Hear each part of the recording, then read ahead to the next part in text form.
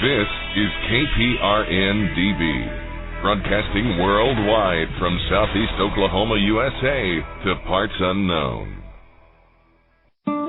Are you storing food? Many preppers are storing food for months and years, but only have enough fuel stored for days or weeks.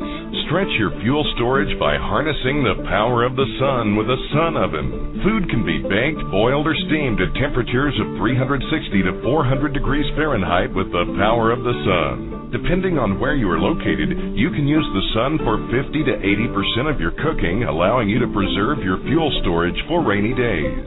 Sun-baked foods stay moister and have less shrinkage and don't burn. Sun-baked roasts are tastier and more succulent, and sun-baked bread has unparalleled taste and texture. Water can be heated in a sun oven for purification or personal hygiene. For the past 25 years, sun ovens have been proudly made in the U.S.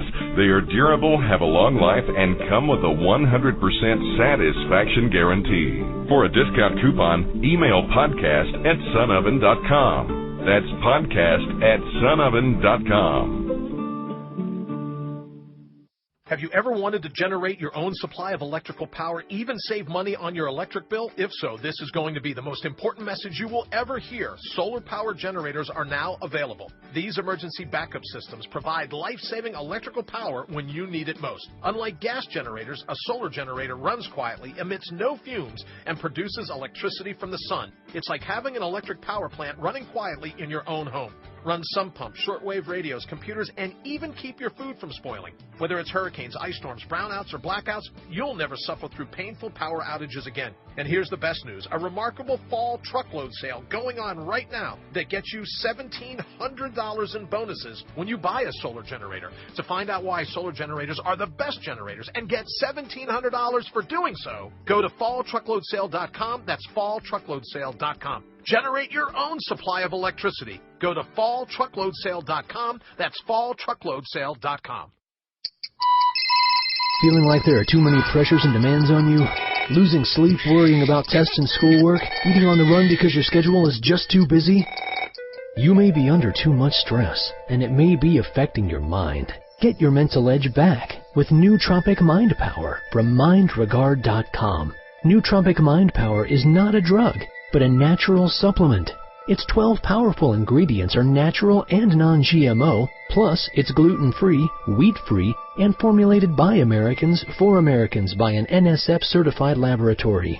Nootropic Mind Power is available at mindregard.com, spelled mindregard.com, and comes with a 100% money-back guarantee. Free your mind with Nootropic Mind Power Cognitive Supplement from mindregard.com. Mindregard. Clearly see tomorrow and yesterday. Today. The truth is out there. Knowledge is power. This is the Prepper Podcast Radio Network.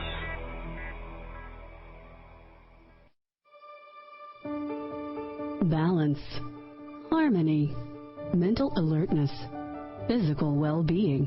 If once you possess these qualities, but stress now weighs you down, you can get your mental edge back in a holistic approach with Nootropic Mind Power from mindregard.com.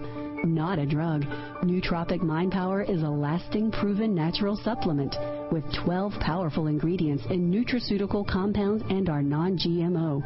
Plus, it's gluten-free, wheat-free, and formulated by Americans for Americans by an NSF-certified laboratory. Nootropic Mind Power is available at mindregard.com, spelled mindregard.com, and comes with a 100% money-back guarantee.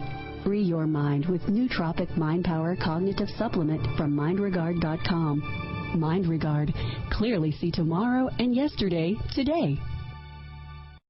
Have you ever wanted to learn where you can get free food and medicine from the plants growing around your neighborhood? Or how to turn your own backyard into a food production center? Or even how to reverse cancers using the latest groundbreaking research in alternative cancer therapies? You can learn all this and more from webseed.com. It's sort of like Netflix, but it's for documentaries and how-to courses on natural health, food production, self-reliance, and other life-saving topics. I'm Mike Adams, the Health Ranger, and I created Webseed seed so that listeners like you could get instant streaming access to truly groundbreaking instructional courses. Our new program called Vaccines Armed and Dangerous exposes the total fraud of modern vaccine quackery. And our Survival course teaches emergency preparedness, including skills like how to build your own emergency water filter. Explore over 100 valuable courses and documentaries right now at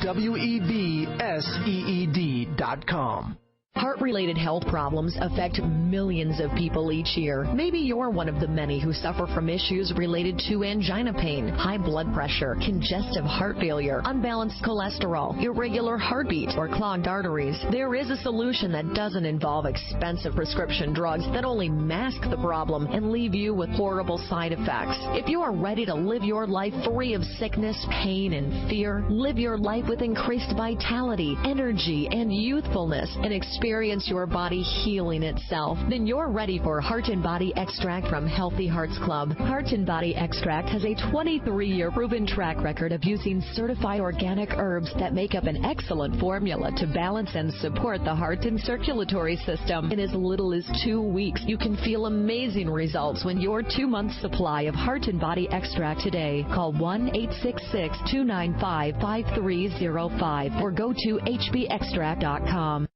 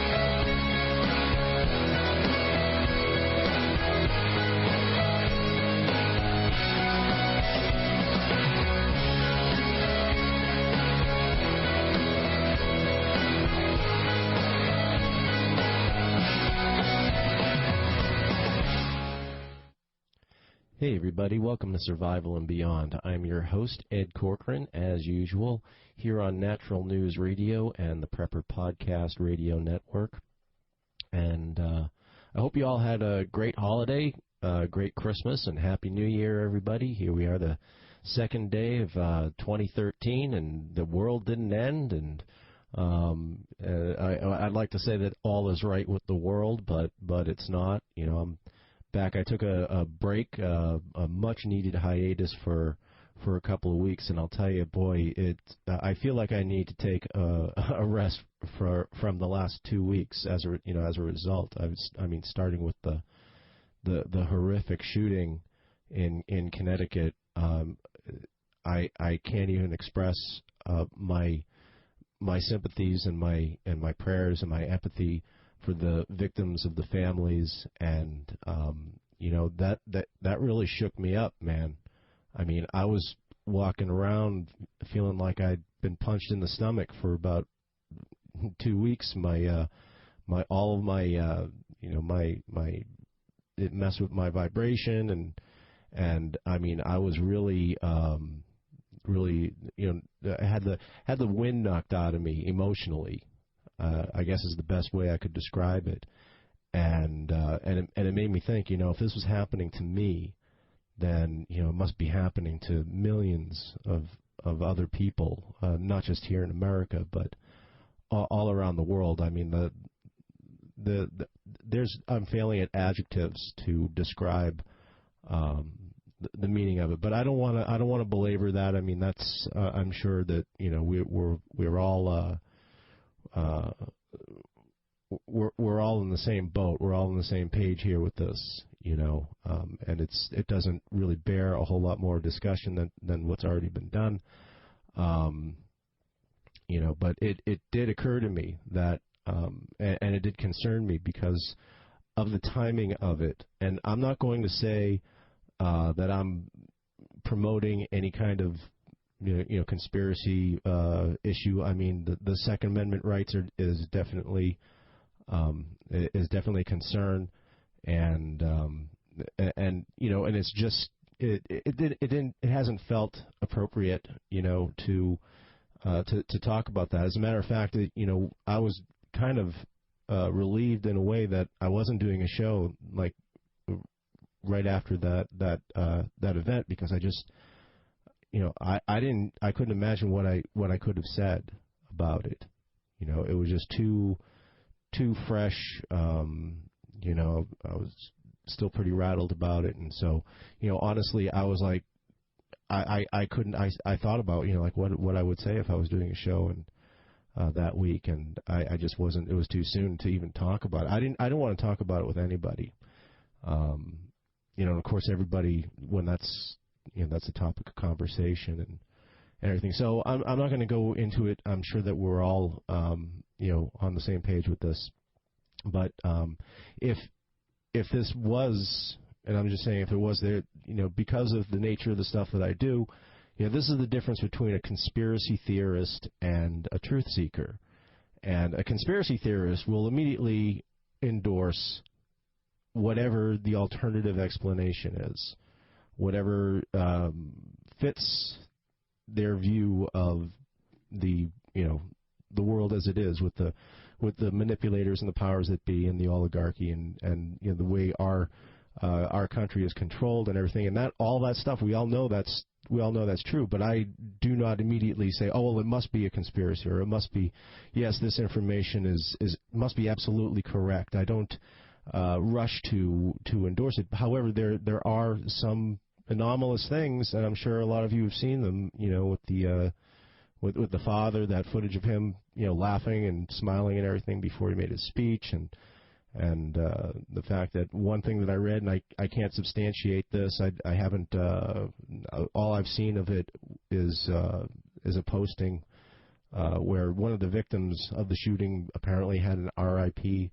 page on Facebook 4 days before the shooting took place, and one woman said that her daughter's picture, who was not involved with the shooting, was being used by the media, saying that she was one of the victims, and then there's that curious photograph of the girl who supposedly was killed in the shooting, and later on appeared in a photograph with Barack Obama at the memorial. So there are those things out there, And one of the things, because of also my philosophy about reality and the way the universe works and everything like that, I mean, because of the timing, because we're approaching, the whole Mayan calendar thing, the 2012 apocalypse and all that stuff, that I was concerned about that, actually, that there are enough people who were thinking that and putting out that energy that it was going to manifest in some negative way. And thankfully that didn't happen.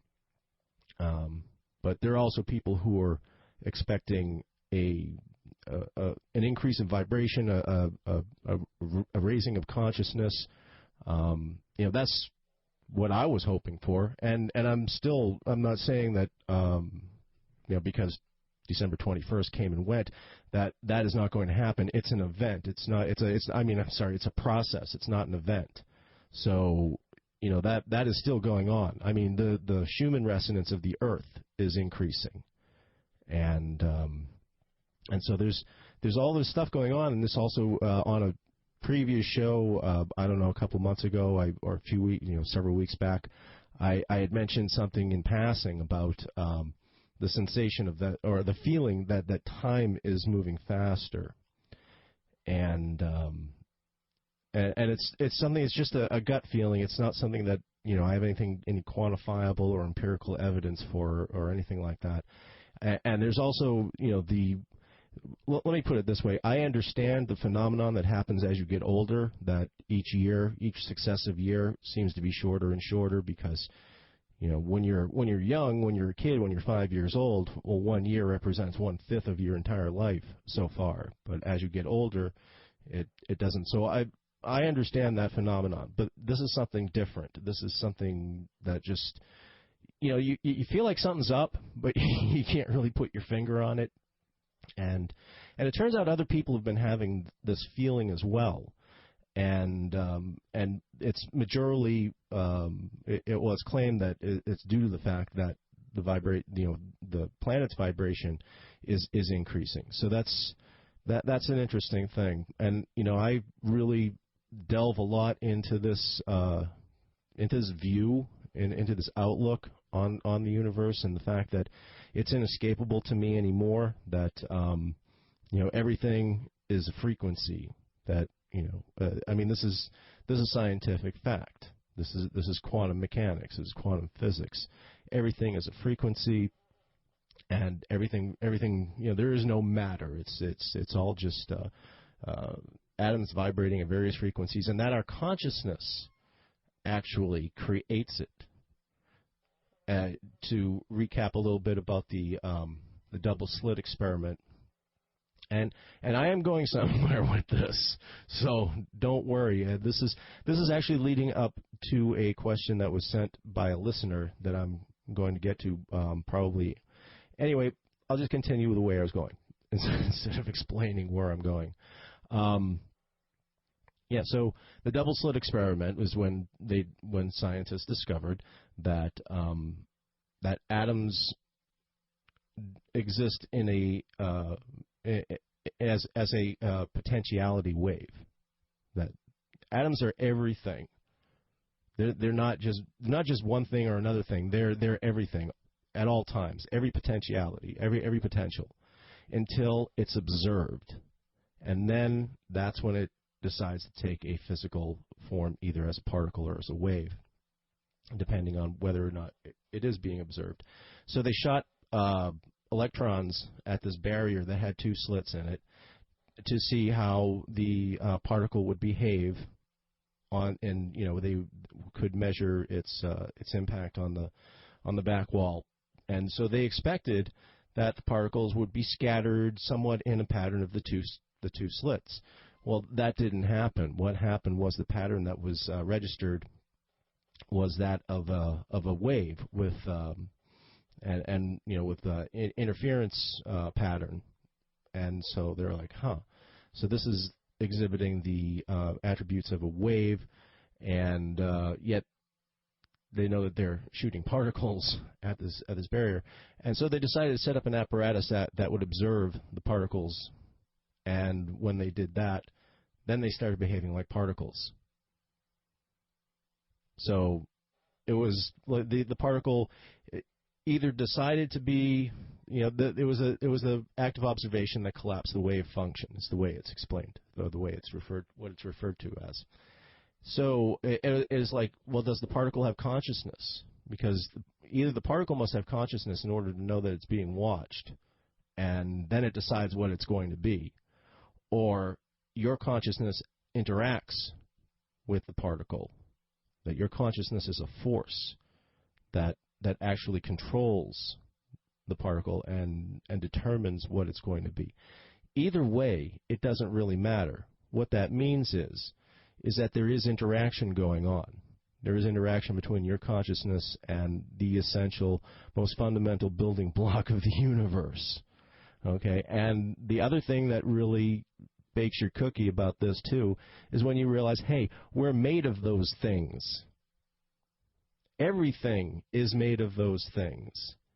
And if we could influence it, and this is what I believe is reality, is that we create our own reality through the influence of intent and consciousness. Now, I've kind of gone off on a little bit of a tangent here.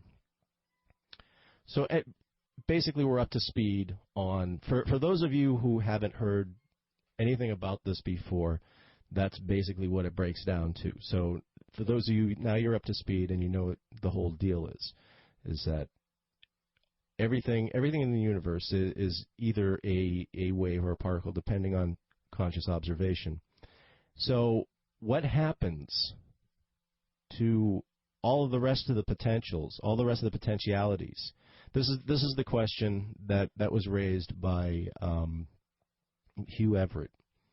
So if the particles were actually, could be absolutely anything in the universe, until the active observation interfered with it and collapsed the potentiality wave, it decided to, that's what it decided to become, was a particle. What happened to all those other potentials? And so this is where you get into, well, there's now an infinite number of alternate universes, because everything that can happen must happen. It has to be expressed. And you get into the theory of several dimensions up into the sixth dimension. All of these alternative, everything that can happen has to happen. And also you affect this as well by your decisions and your thoughts. So what Hugh Everett's theory was, it was he was a quantum physicist, and he didn't have a whole lot of high regard while he was alive. He kind of shook up the scientific community with his theory, his many worlds theory, in that all of the potentialities would be expressed in alternate timelines or alternate realities, alternate dimensions, whatever you want to call it. And your decision-making process, if you decide to turn left instead of right, you're creating another branch off of that, another reality. If you decide to, walk your dog, or you decide to stay home instead of walk your dog and, let him pee on the rug, there is another universe where you walked your dog instead of playing the video game or watching the movie or whatever, and the dog didn't pee on the rug, and then that set up a whole other set of events in motion from that are completely different from. So there's another version of reality in which just about everything happens, and through the exercise of your free will, you create a whole new. You're only conscious of the reality that you're in right now, and that leads to a whole bunch of other questions that can't be easily explained, like why are we in this particular perspective rather than the perspective of one of the other alternate worlds that were created. Now, I bring this up because, and I kind of did a botched, sloppy job of, I had it very clearly in my head, my outline of how I was going to step from point A to point B to point C and everything, and I kind of botched it up. So I hope you followed me, or that you're following me so far, because this started off with the idea that we are all our frequency is elevating because the frequency of the planet is elevating, or at least that's what I believe is happening, what I hope is happening, and a lot more people are waking up, and a lot more people are getting hip. I mean, even people in the survivalist, I'm starting to notice now people in the survivalist community and in the liberty movement, they're all getting hip to this truth about reality, about frequencies and particles, and how our consciousness can affect that. How you literally make your own reality. And so anyway, it got to me thinking, just to rehash a little bit, having like a mass shakeup of your frequency, of your vibration from a horrific event like this, and if it is, I mean, I'm not saying it is. I'm not saying I endorse theory, but if it was deliberate, then that's something. The powers that be, they're aware of all this stuff. They're aware of all the stuff that I'm talking about, and about the truth about reality and everything like that. And they know that mass manipulation. I mean, with television alone, it's being done. The powers that be are manipulating us through media and whatnot. Everybody knows this. So what we need to do, there is, even if this is just a wild conspiracy theory that that it wasn't it wasn't a planned or a faked event. I think I would prefer to think that it was a faked event rather than something that. Anyway, you know what I mean.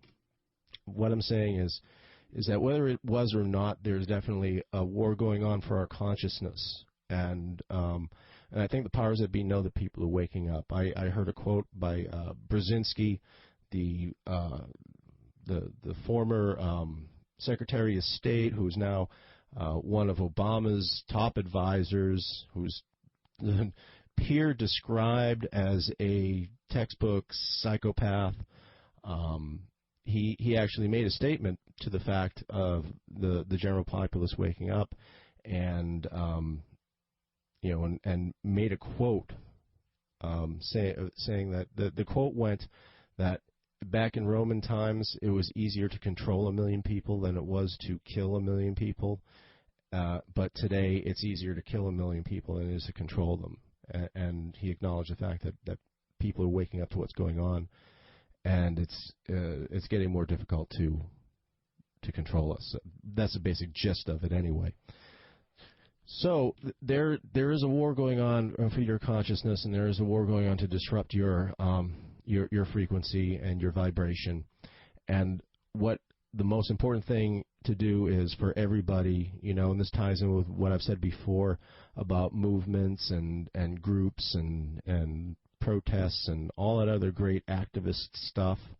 I'm not saying to stop being an activist, but what I'm saying is all that stuff is secondary to enlightening as many people as possible and making everybody realize that they do control. You control how things go. You control your reality. And the reason why I brought up the many worlds theory is that if that theory is true, then that means we are constantly shifting from one reality, one potential universe to another without even being aware of it. Now, if we are aware of it, we can direct it.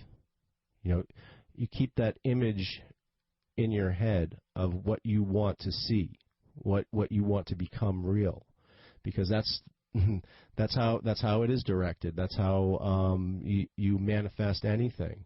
And so really it doesn't matter how you describe it, whether you describe it as willfully stepping from one reality into another, and then the theory is that we are actually doing that anyway. So if the many worlds theory is true, then that's what's actually happening anyway. But instead of just floating, adrift on the stream, you can actually control, by intent, where you want where each step is going to lead you. And it happens all the time. We just don't realize it because each successive reality is almost identical to the one we just left. So we don't really notice it going on. There are some times though where have you ever lost anything? And I mean, you just lost it. It's not misplaced. It's not lodged under the Chase Lounge for several weeks. It's gone. And it never ever comes back. And you move and you think, well, I'll come across it when all the furniture's pulled out or whatever, and you just it's like completely vanished. Sometimes I like to think that that's a phenomenon of shifting from one world to the next. Like, oh, I just shifted into a world where I didn't have that thing, so that's but I still have the memory of it or whatever. But and all of this is hypothetical. I mean, without what I'm saying is, like, I'm not necessarily an adherent to the many worlds theory. However, I think it's just as plausible as any other. And see, quantum physicists didn't like that theory because it was too messy. It just involved, you just really couldn't wrap your head around infinitely branching realities. You just, and you can't really, and it's futile to try. I've tried it, but if you could just keep that in your head in a vague sense, then yeah, it makes just as much sense as anything else. So that could possibly be the case, and does it really matter? I spend an awful lot of time thinking about getting close to a break here, but make this real quick. I spend an awful lot of time thinking about whether, or being concerned, I guess is more appropriate to say. I find myself being concerned about whether I'm where I should be. And getting back to like energy and vibration and everything. Like, I've lived in numerous parts of the country, and the place where I felt really the most free and peaceful and happy was in Arizona. And some of you who've listened to my show for a while, you've heard me wax nostalgic about my former home state. And there is a definite energy out there. There's a definite palpable vibration or whatever. That, I mean, every part of the country and the world has that. And they say that there are energy vortexes in Sedona, and Sedona is one of my favorite places of all time. I mean, I didn't live in Sedona. I live in Flagstaff, but not too far away. And Sedona is like an alien world. It really, you would never imagine being, an East Coast guy, like myself. Well, my timer is going off here. Get that to shut up. But yeah, so I've really got a few seconds. But yeah, the energy there was just really it matched my vibration, I guess. And we'll get back to this after the break because I just kind of forgot where I was going with this. But I'll remember when we come back. No one knows what the future holds, whether an unexpected natural disaster or a catastrophe of a more personal nature. You never know when you're going to need to call upon your survival skills and supplies. In order to be fully prepared, we at Dan's Depot believe you need two things in order to get through these uncertain times without fear: proven gear and top-notch survival training. DansDepot.com is not just another storefront selling survival gear. Our staff has been studying, practicing, and teaching survival skills for over 4 decades. We use and abuse all the gear we sell. So, when we recommend survival products, you can be assured that it's the highest quality gear available at the best price. But having the best gear means nothing if you don't know how to use it. That's why we have on-site video instructions to help you choose survival products for any situation. Each week, we produce new training videos and articles that inform, challenge, and better prepare you in all areas of survival, first aid, and self-reliance. Come visit us at dansdepot.com and let our team of survival experts help you get prepared with the knowledge and equipment you need to face these uncertain times with confidence. That's DANSDEPOT.com. Silver has been in use as an effective antimicrobial for thousands of years, and this old technology is still in use today. In 2001, a patent was approved for a new medical silver application, nanocatalytic silver hydrosols. Unlike conventional colloidal silver products, some of the advantages of nano silver include up to 300% greater bioavailability, proven non-toxicity in over 25 university and FDA-approved laboratory studies, and extreme stability with a shelf life of over 10 years. Guarantee. With just one product, you can replace all the antibiotics, wound and burn dressings, and water purification products in your medical bug-out bag. These products have been patented for use against some of the deadliest pathogens known, many that are resistant to traditional antibiotics, yet are safe and gentle enough for treating a baby's diaper rash. To learn more about this medical silver breakthrough and see the published scientific studies, visit www.lifesilver.com. All orders ship within 24 hours with deep discounts and free shipping for case orders. That's www.lifesilver.com. Survival is not about the end of the world. It's not about a hypothetical plane crash or the latest violent storm. Survival is about the satisfaction of knowing you can take care of yourself and your family in any situation, anytime, anywhere. CampingSurvival.com was started in 1956. No, not the .com part, the survival part. CampingSurvival.com has over 17,000 urban, wilderness, and preparedness items. Supreme customer service, very low shipping, and no games. We look around to make sure we have the lowest prices. And CampingSurvival.com is 100% USMC veteran-owned. Don't base your survival on the latest spring up on the internet company. Do business with an authority on survival. CampingSurvival.com. Confidence born on preparation.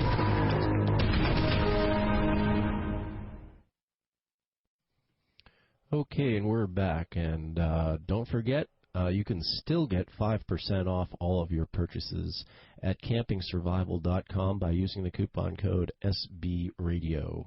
It's all one word, SBRadio. Get your 5% off at campingsurvival.com. Okay, so anyway, getting back to where I was going with that before my train of thought just completely jumped the tracks. Yeah, there are just different different vibrancies or different vibrations for different places. And since I've been living in the Northeast and for the last, well, over a year now, I've been living in New Hampshire, I don't feel as satisfied or content or happy. Well, not, I guess, happy. Happy, it's a subjective word.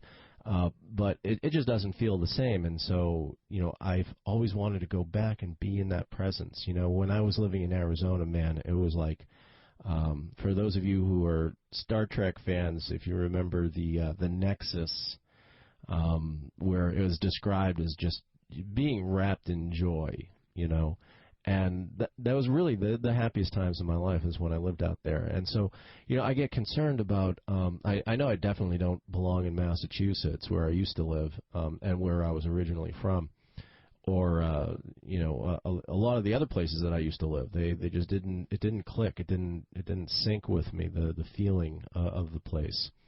And so, and I'm not saying I'm unhappy in New Hampshire. It's beautiful, and I love it. And there's been a lot of crazy weather and all that, but it's just not the same. And there's two schools of thought about this. When you're concerned about, like, I'm not living in the right place. I'm not living in the place that's really syncing with my vibration or whatever. I just don't feel it. And you're worried that you really should be someplace else. There's that school of thought, and then there's the school of thought of that wherever you are is exactly where you need to be. So, and that's kind of like a fatist, or destiny type of thought, and there's always that balance between, fate and free will and all of that. There's always the argument, the philosophical argument of that. But anyway, I'd like to think that you're exactly where you need to be, wherever you are. And but I'd still like to go back out west. The only thing that, from a survivalist point of view, is that the Southwest, like Arizona or New Mexico, I really dig New Mexico too. Northern New Mexico is absolutely beautiful. But the thing about that is you have to be concerned about water. And so that's kind of one of the things that is sort of dissuading me from pursuing my thoughts about moving back to the Southwest. But anyway, now getting back to my original point, and really it's just, when you start becoming sensitive to these things, and I think I always have been. I just, I've always been a student of this type of stuff, but I don't think I really started getting it until just a few years ago. That and I had like the most magnificent experience of manifestation that was just like being hit over the head with an anvil, and I managed to just just brush it off, just shrug it off.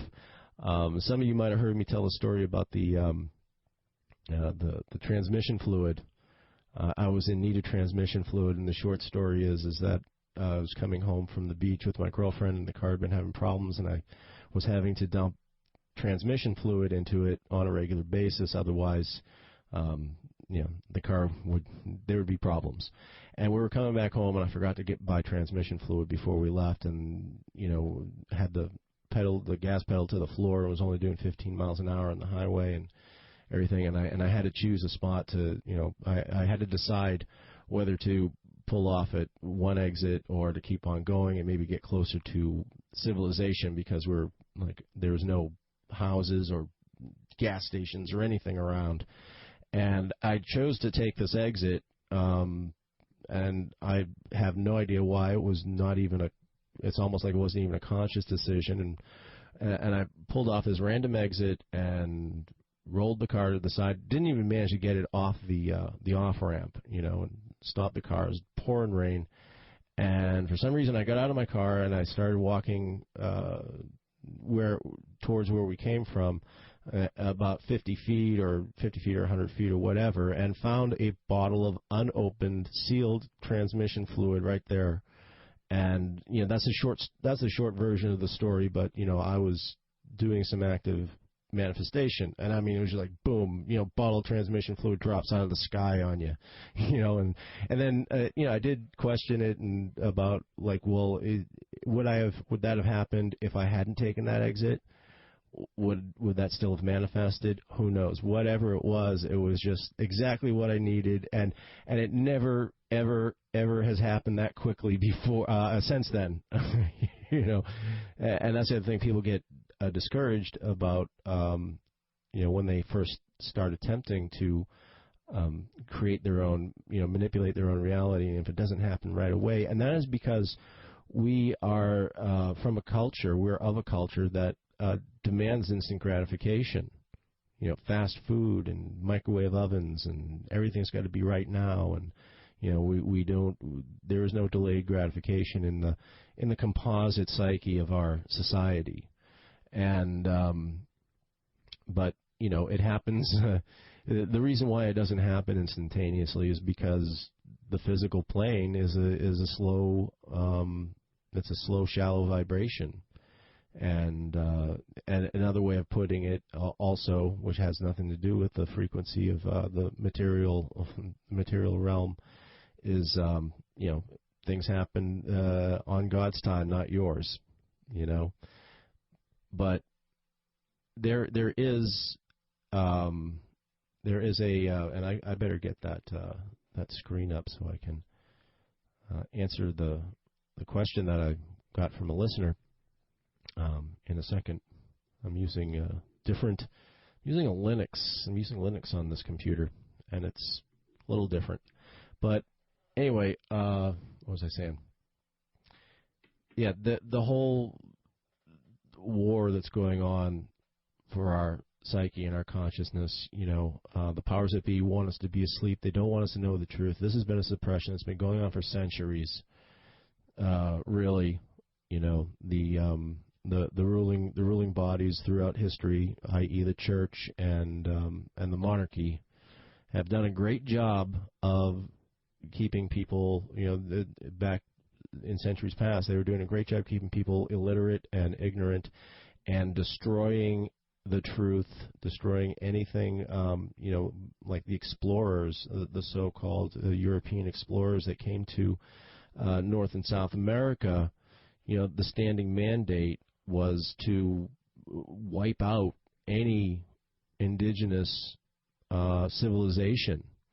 The Mayans, the Aztecs, the Toltecs, the Aboriginals, and wherever they went, whatever level of sophistication that their civilization was at, that was, wipe them out, decimate their culture, and destroy their documents. And in the case of the Mayans, they actually sent in a priest who looked over all of the Mayan journals and histories and everything like that, and saved a couple of documents, but had all the rest of them destroyed.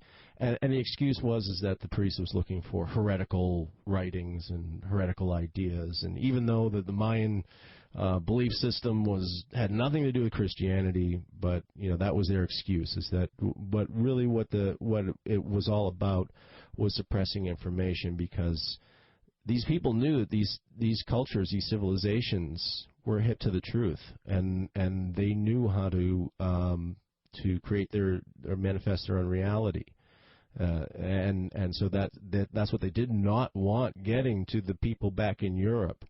They were doing a great job suppressing it, using fear, and that's really the theme that I'm getting at here, is keeping people in a state of fear. It shuts you down as far as your abilities to interact with the real, the quote unquote the real world, according to what I'm talking about. The true universe and the true the truth of our existence. We're not here in this plane of existence to suffer and struggle and to hammer out a life, in a physical sense. We came here to experience physicality and also express our creativity, and that knowledge has been suppressed from us, and largely due to religion and tyranny, despots and monarchies and whatnot, and so they didn't want any of those ideas coming back with them across to back to Europe, and because they knew that that was their main tool, and that's their main tool now is fear, is to keep us on a low vibration, because that's what fear is. It's a very low frequency. And in regards to that, that's a rather long segue just to get into the question that was asked on survivalandbeyond.net. And if you haven't been to survivalandbeyond.net, I highly recommend you check it out, and not just because it's my website, but it really is my child. I mean, I am the webmaster, content director, everything, graphic artist and all that for the website. So I have a small bit of pride in regards to it. But yeah, check it out, survivalandbeyond.net. We got a lot of great stuff on there. But one of the great things, too, is that it is a forum for my listeners to contact me. There is a contact link, and this is one message that I got from Eric. And Eric, I'm sorry. I apologize for taking a while to get back to you. There have been all kinds of crazy things going on here with my internet connection and losing power and all kinds of fun stuff for the last couple of weeks, and also being on hiatus. But I do want to answer your question, because I think it's something that's would be very relevant to a lot of people listening. And Eric says, "Hi, Ed. Started listening to your podcast about 3 months ago. Since then, I've really started to truly understand what it means to be awake. I have found that the burden of being awake and being prepared is very heavy on me. How can I mitigate these heavy feelings?" And I'll tell you what, boy, I completely understand what you mean. When I first started waking up, there was that fear, that fear that in my heart, and knowing the things that I knew that I could no longer unknow. Just I had a hard time with it, and when I would wake up and that was the first thing I would think about, it was like, oh my God, the oligarchy and the globalist agenda and the New World Order, and knowing truths that I couldn't unknow. I tried to go back to sleep, and for a while there I was successful. It's really easy to just dismiss it when it's brand new, when you're first receiving this information, and when I was just a fiend as far as like doing research and just digging in to get at the truth about it, and to verify this information that couldn't possibly be true. I mean, I always knew that there was stuff going on behind the scenes that the rest of the public isn't made privy to. I knew that the whole system was corrupt. I just didn't I didn't go into research or dig stuff up, and I didn't even use the internet until like 2006. I think it was 2006. I had computers before, and I kind of just walked away from all of that. I went out on my adventure, my exploratory adventure of the country, and ended up in Arizona and all that, and just kind of withdrew from the world. I hated the internet from what I had experienced of it early on, in the early 90s. So I wasn't really like, getting into these issues in depth, so I don't really qualify myself as being awake up until probably around 2006. And thanks to the internet, that's how I discovered all of this stuff. So, yeah, when I was researching this stuff and I was verifying it and I was coming up with, corroborating evidence for these things, particularly UN agendas, Agenda 21, and the first thing that I became aware of was Codex Alimentarius, which I haven't heard a whole lot about, but recently, but it's still out there. And and the whole globalist agenda is really the thing that woke me up, and then that led into all of these other things, just too numerous to list. And it would be the first thing I would think of when I would wake up. I would go, oh, geez, and it's like, oh, the globalist agenda. There's this stuff is going on. And so I tried to go back to sleep, and I did. I was somewhat successful at it for a while, but then, once you have that channel open, once that becomes a part of your reality, then you're in on that frequency, and you can't help but having more information, and that's what happened. Is like, I didn't actively pursue it, but stuff would cross my field of vision. Information would come to me. And little by little, I would be back into it again. I would be, neck deep in investigating all kinds of conspiracy theories and politics and legalities and the whole straw man issue. I was very heavy into that for a while, and the personal sovereignty, and about how you're a corporation. You're not a person in the eyes of the government system and the admiralty court system, the maritime court system that we seem to be under, and and just getting really deep in that. And don't you know what? I got fatigue again. Just got information fatigue or data fatigue or whatever you want to call it, and I try to go back to sleep again. But it just, you just can't ignore it. The whole time, it would pop up, and it got annoying. It's like it gnaws at you, and you just can't ignore the truth. And so I just went right back into it again.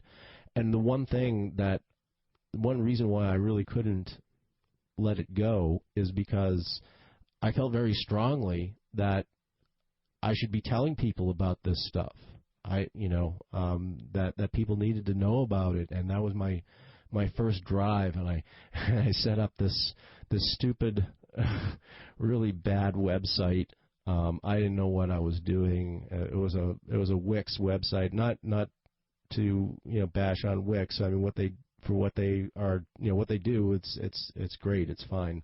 But I didn't know what I was doing, and I was like throwing all kinds of stuff on there and everything, and I was calling people and trying to get them to link to my website. I had no understanding of SEO or how things are done in that regard back then, and I think I called Gary Franchi from Restore the Republic and asked him if he would link to my site on Restore the Republic, and he was like, well, it doesn't really work like that and everything. But I had a lot of drive, and I had a lot of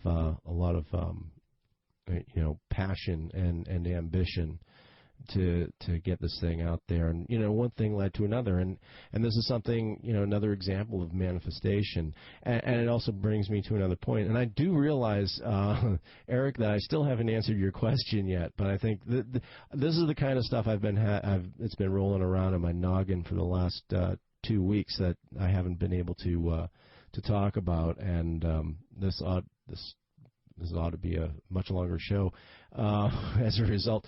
But it's not. It's going to be 2 hours. But what was I saying? Yeah, you see? There I go. I just fake myself out all the time. Yeah, but being aware of this stuff, and it was very important for me to get the information out there. And one thing led to another, and this is, now I remember, this is the important thing, is that another reason why people think that they fail at manifesting or controlling their own reality is because that, apart from the fact that, you know, you're expecting immediate results when you really shouldn't be. But the other thing, too, that holds you back is that a lot of us don't really know what exactly we want. You know, maybe you might have a vague idea like, you know, oh, you want a new house or a new car or something material like that. But when it comes down to the important things, we have no clue. We can't. It's harder to visualize being happy, for example, or you know, seeing yourself doing the work that you want to do. Well, what is it that I want to do? And I had no idea how it was going to manifest. However, I do feel like it was a manifestation because I had I was doing a lot of things. I have not had a job in over 4 years. I've not had the kind of job where, you know, you're working for somebody else and punching the time clock and that kind of, you know, 9 to 5 job. What I do here with the show and with the website and everything is actually more than a job. But as far as like the official, you know, working for somebody else and everything like that, I have not had to do that for over 4 years. And that was really one of my goals, is that I wanted to do my own thing, but I just didn't really know what that was. I only knew that it had something to do with waking people up. And it was almost like, I wouldn't say it was my calling, because I wasn't sure if it was my calling. All I knew was, like, just deep down inside, I knew I had to help get the truth out there. And for no other reason than, you know, if this is something that I'm discovering for the first time, then imagine how many other people haven't heard about this. And so, you know, that was my only thought at all. I didn't think it through. I didn't project, you know, what my next step was going to be. I just kind of, and you know, and then that ended up with me starting the magazine, and then, you know, then I ended up resigning from that because that was turning out to be a nightmare, and now I'm doing my show, and everything just, you know, despite the fact, even though I did not have a razor-sharp, clear idea in my head as to how this was all going to come about, I think that worked in my favor. All I knew was, like, I just had the so I don't, you know, I guess I'm disproving my own point, actually, because, you know, my original point was that this is the reason why people fail in manifesting, is because they don't have a very clear idea of what they want, and that is important. But sometimes you can still manifest, but it may not take the form or the path that you're expecting if you don't have those clear ideas in mind. But it's really not important. Now, you see, going to a third, I'm just reminded of a conversation I had with my brother on Christmas. And, you know, and he was talking about, you know, it's like he's struggling. It's hard to find work and everything. He's got a degree in business and he can't find a job, or except in retail, you know, and kind of I joked with him a little bit. I was like, yeah, don't you have a degree in retail, you know? But, you know, he's talking about the things that he would rather, you know, or how he wants it, the things that he wants in his future. But then he starts talking about all of the things that are standing in his way. But, you know, then I'd have to do this thing and that thing and everything. I said, no, don't even think about the obstacles, you know. And that's it. People think about obstacles. They don't think about achieving their goal or bringing that into fruition. They just think of all the stuff that's in their way and all the heroic efforts that will have to be made to overcome all of these obstacles, and then you eventually psych yourself out and you get to the point where you don't even bother trying anymore, because it's just like you just convince yourself that it's too much work, it's impossible.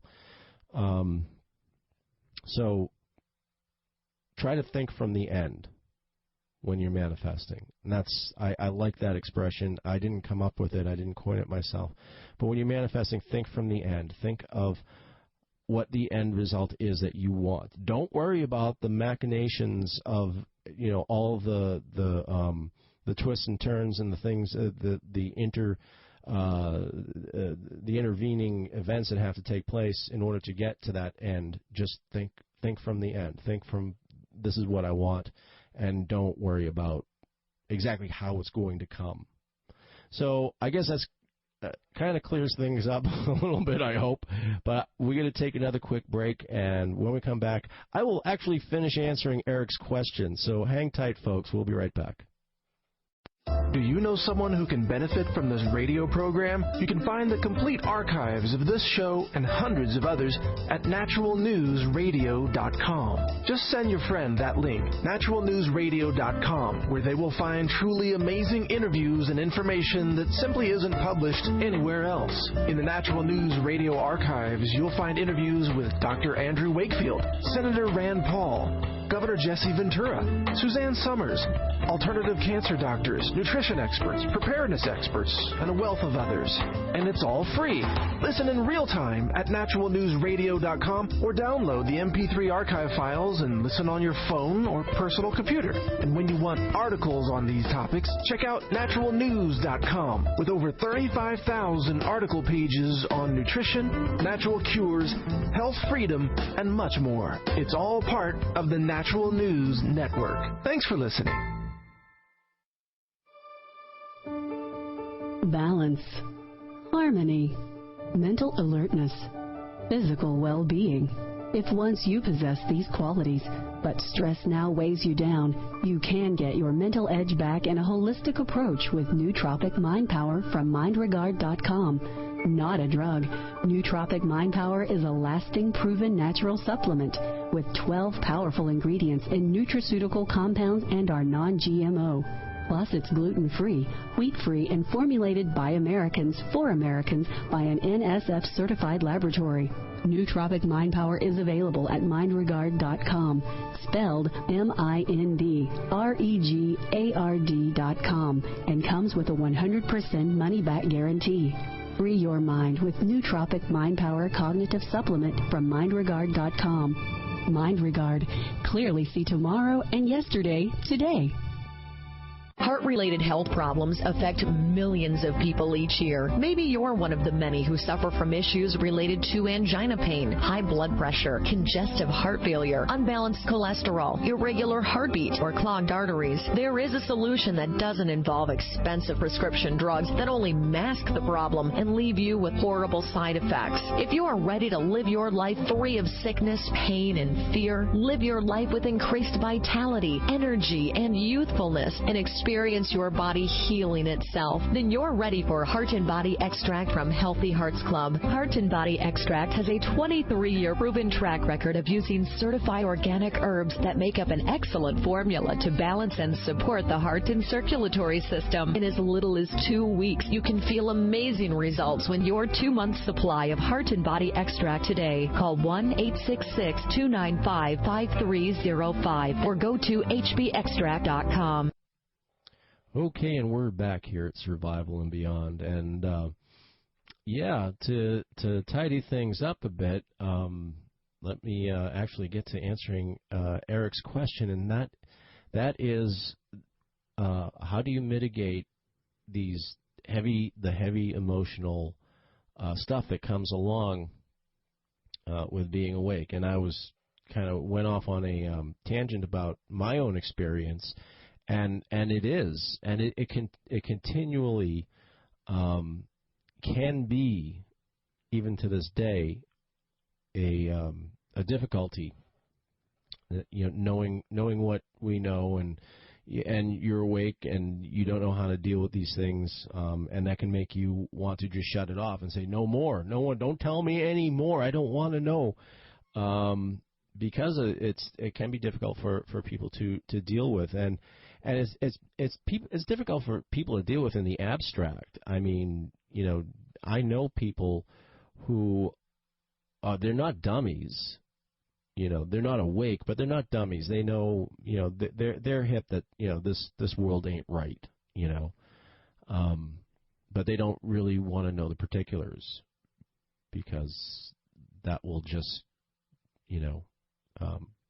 bother them to the point of distraction. And there's no easy answer to this question. And I've not been backpedaling because I couldn't come up with an answer to it. I do have answers to it, but they're not like easy cut and dried or cookie cutter responses like, oh, just meditate for 20 minutes a day, which helps. But I'm not gonna say that because, well, first of all, the reason why, and let me clarify this, the reason why I say this is because meditation, the purpose of meditation is not to relax. Now what I mean by that is meditation is certainly relaxing. I'm not saying that it's not, but I'm saying that's not the point of meditating. You don't, the point of meditating is to gain a deeper understanding of your inner self, and also to express yourself, express your creativity over your reality. Or, that sounds weird saying express your creativity over your reality as if you're forcing it. No, you're not forcing. When you manifest and you're affecting your reality, the surest way to kill that is to force it or feel like you have to push and fight, in order to do this. And that's another easy thing to get into. I've mentioned on the show myself on a couple of different occasions that it's early on it's easy to think that you really have to concentrate and think really hard, and no, it's not like that at all. But some of the ways that I deal with the stress and the anxiety, I think that's really what we're getting at here is the anxiety. And there's no point in being awake if you're fraught with anxiety, because if you're putting out, again, frequency, vibration, energy, if you're putting out that energy, then you're not helping. It's not contributing to a positive end result. So it is a very it's a very important question on several different levels, and the first one just on the personal level, on the day-to-day coping level, there's that, and then there's also the deeper level where it is very endemic of people to get frightened, and you want to avoid that. We don't need a whole bunch of frightened, nervous people putting out that kind of anxiety. So that's why it's an important question. And I think that everybody, if you're feeling like this, if you're feeling anxiety because the things that you cannot unknow, and you can see clearly what reality really is, and you're awake, and you're having trouble with it, one of the first things that I would recommend, and something that really did wonders for me, and I've talked about it on the show before, but it's solfeggio frequencies. Right, and the one that did it to me, the one that worked best for me was 528 hertz. So, like I said, I don't have any off the top of my head. I can't rattle off any titles or anything like that. But just go to YouTube and just type in 528 hertz, or type in solfeggio frequency 528 or something, some variation along those lines, and just listen to some of them. I tend to choose the longer. Some of them are like 10 minutes long. Some of them are 15, 20 minutes long. I tend to go for some of the longer recordings, and wear a pair of headphones. And with the solfeggio frequencies, it's not critical that you wear headphones. If you just have it coming through your speakers, that's fine too.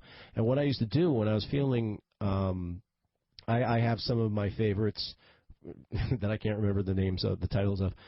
And when I would feel anxiety, I would play that in the background while I was working. And especially in my my vocation over the last 3 years or so has been, that's part of my job, is to deal with all of this negativity and all of these concerning and frightening realities and truths that I'm mired in it all the time.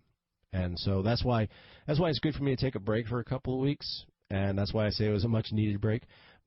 But there are also things that I do to cope with it. Sometimes I have to just cut myself off for a little while, But the solfeggio frequencies, they really do work. They really worked for me. And experiment with them. Find some that you like. There's some that are better than others. And also binaural beats that you do need to wear headphones for. But that's binaural beats for me is more for stimulus, pineal gland stimulation. But for just to that frequency will change it will affect your frequency that you're feeling emotionally. The 528 hertz. It's called the love frequency, and experiment with some of the other solfeggio frequencies. They are very therapeutic when it comes to emotional anxiety. So can't recommend that enough.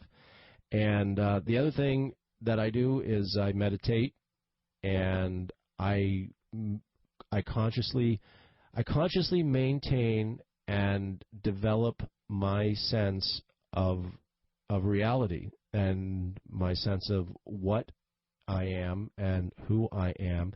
And if you understand that you're an infinite being and that you're connected to everything else in the universe, and you foster that, and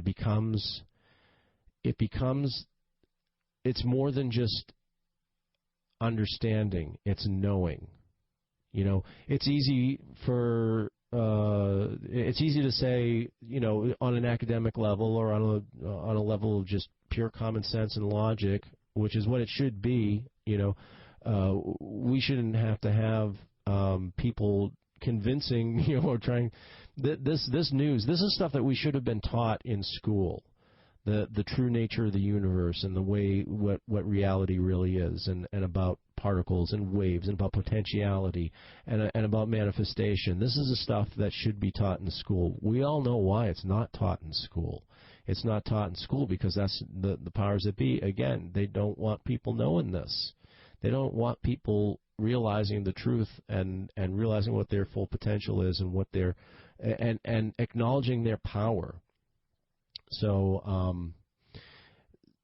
that in itself is a great antidote for anxiety. When you know it, it's about the knowing. That you have to know this. You don't. It's not belief. It's just the knowledge that this is true. This is as true about you as your hair color or your eye color. When you completely embrace that, then that does a lot to mitigate your fear, because you know that you're ultimately in control. And this is why I think this is more important.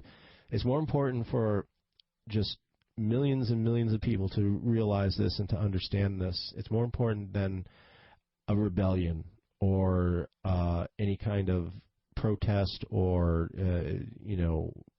activism. I think it's more important for the mass of humanity to understand their power, to realize it, to know it, to have their eyes open to the fact that we've been bamboozled for the last several 100 years, if not thousands, last few thousand years, about our true nature. And it's not something that comes naturally. It's something that it takes a while to develop a trust in that, in a knowing of what you're capable of and what you're doing. So anything that you can do to reinforce that knowing, again, it's not a belief, it empowers you. And it also, again, it comes down to fear. It comes down to reducing that fear level, because there's only two emotions. I've said it numerous times. There's only two emotions: love and fear. And in a state of fear, you are incapable of manifesting. And if you feel like you're poor, then that hampers your ability to manifest wealth. If you feel like you're sick, that hampers your ability to manifest health. you have to get over that. You have to rearrange your perspective and realize that whatever happens, you can handle whatever happens to you, and you can bring about what you want to happen. So that's another exercise. Keep learning the truth. Keep learning the truth about nature and reality and consciousness.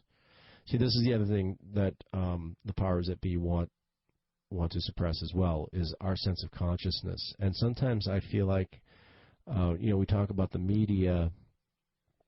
We live, it's interesting. This is an interesting observation. We live in a three-dimensional plane of existence. We should be striving for a fourth or a fifth dimensional understanding. Once we can understand the other dimensions, then we can tap into them. And this is what we should be. But what does our society do? Our society turns us in the other direction.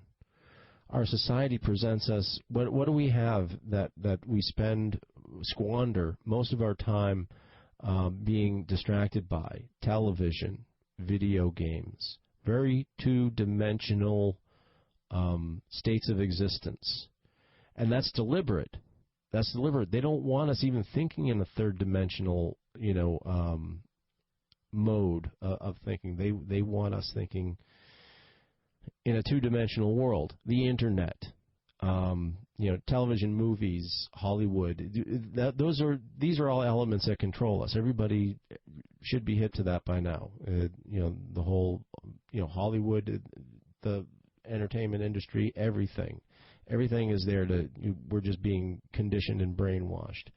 But it is interesting that there's so much interaction with two-dimensional media and getting us to think in a two-dimensional world. It's hard enough to get you to wrap your head around a fourth or a fifth dimension or sixth dimension of ever increasing levels of reality and alternate universes and whatnot. That's hard enough to get that across when we're thinking in like two-dimensional beings. And I think that's really I think that's true. I think that's really happening. Part of our conditioning, and the fact that all of our reality, we get our reality from what comes through this two-dimensional view, meaning television. So much so that our real world is unreal to us. So that's something to think about as well. But as far as like mitigating the anxiety, I mean there are certain prana is good for anxiety attacks. If you're having anxiety attacks, I have experienced anxiety attacks, and not many, but there have been times. You really have to train yourself to when you start feeling, and this is good overall training for everything, anxiety or anything that's negative. You really have to be diligent. And when you start feeling those fears creeping in and you start visualizing them, that's the dangerous point there, is when you're playing these films in your head, you're playing these tapes in your head and you're visualizing, what you fear. You are creating that. And that requires a degree of discipline to, when you find yourself starting to do that, worrying, we call it worrying. What it really is it's creating a reality that you don't want. So when you find yourself doing that, you have to catch yourself and dispel that thought, dispel that energy. I usually I have like a mnemonic trick that I do when I catch myself, and sometimes it's not only easy, but it can be alluring to play out these scenarios in your head, these terrible things that are based on they're very valid fears and very valid scenarios that could develop. When you start thinking about if the grid collapsed, what would happen after that, and these are things that I have to think about in my genre, if you will, in the survival and preparedness genre. which I'm hoping to bridge into the manifestation and consciousness, reality consciousness genre as well, because I think that they all, they're all important elements to survival and to the your freedom and your freedom as a spirit, as a being, as what you are. That's something you have to realize. We have never ever really been free humans, throughout the course of our entire history. And the reason for that is because we've always handed over our power, because it's easier that way. And there's a theory, psychologically speaking, as a species, when we are forced into an existence where we cannot transpose our negative feelings about ourselves, and we all have them. We all have our inner demons. We all have our the things about ourselves, our dark, there are dark parts to everybody, and there are things that we don't like about ourselves, and if you can't express that, like ancient people, that was their art, their carvings, their expression. That was that was therapeutic. That when like Mayan representations of fierce-looking creatures and monsters and dragons and all of it in every culture, really, not just Mayan culture, but all of those were exorcisms, if you will, of the artist of exercising, and as a culture, as a community, exercising those dark influences.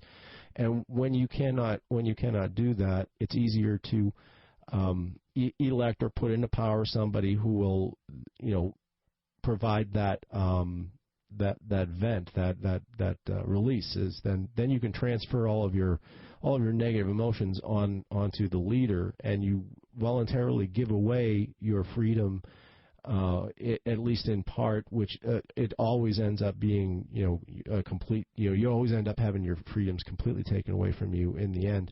But we demand that. We demand to have leaders, and we demand because we have this.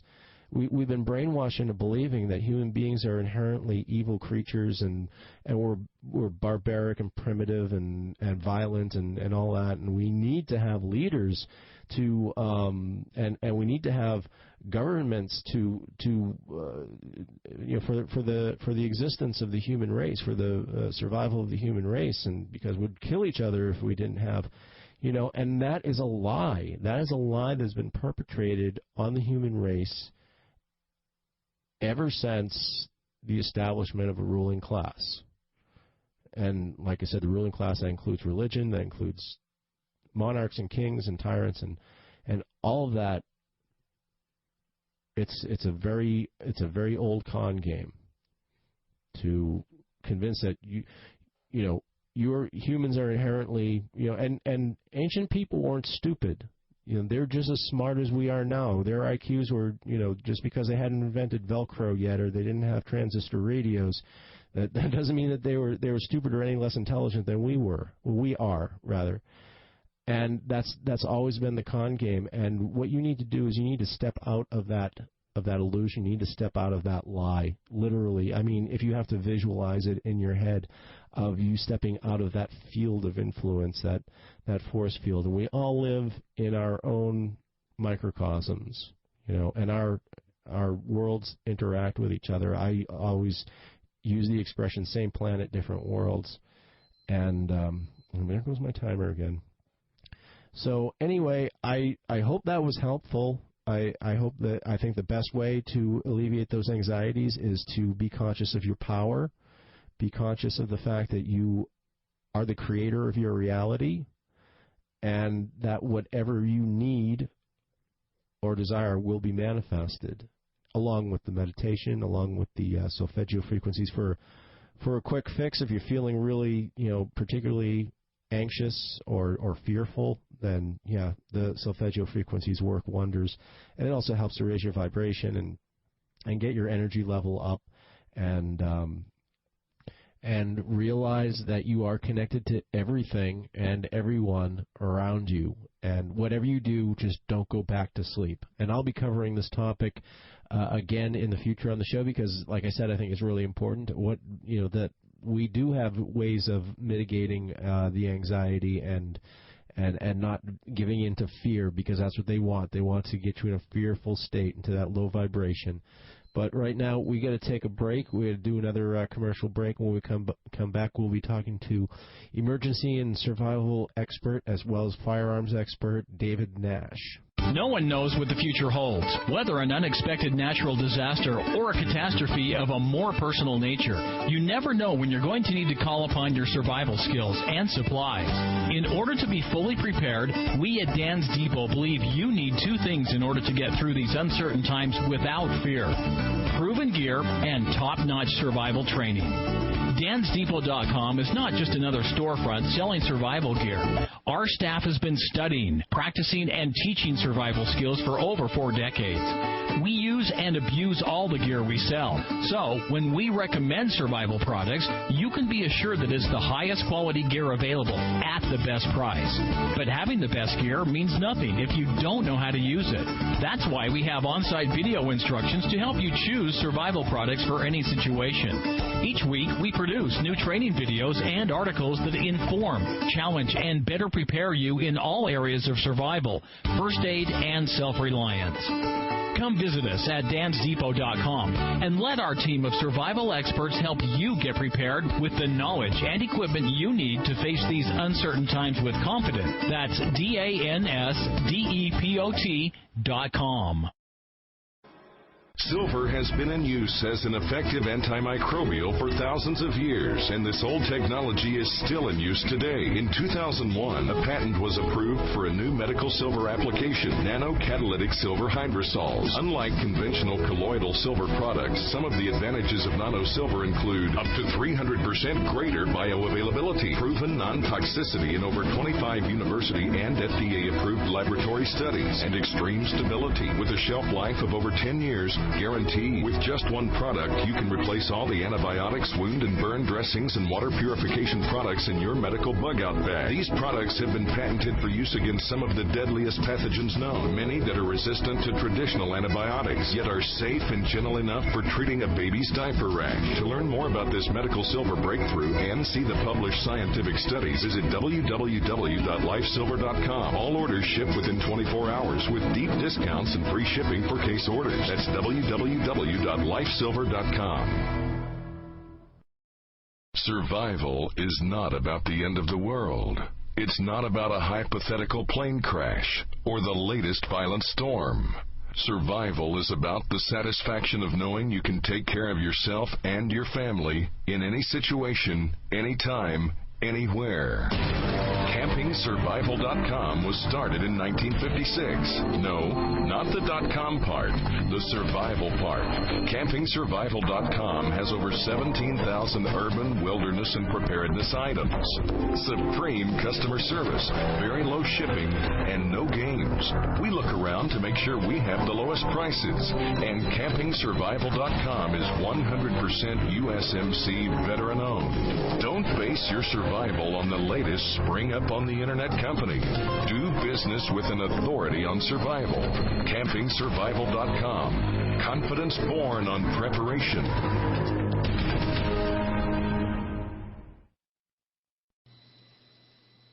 Okay, we're back, everybody, here on Survival and Beyond. And our guest this week is the founder of the Shepherd School, which provides firearms and self-reliance training. He's a full-time emergency management planner and a former law enforcement firearms instructor, as well as a correctional supervisor. And some of you, I'm sure you've heard of him. He's out there. I'm sure you've seen his work before, his writing. His name is David Nash. Welcome to the show, David. Hey, thanks for having me on. Oh, it's my pleasure, man. So with your background in firearms, I was wondering if I could get your take on what you think of the recent shooting in Connecticut, and what other thoughts you might have on that regarding gun rights and et cetera.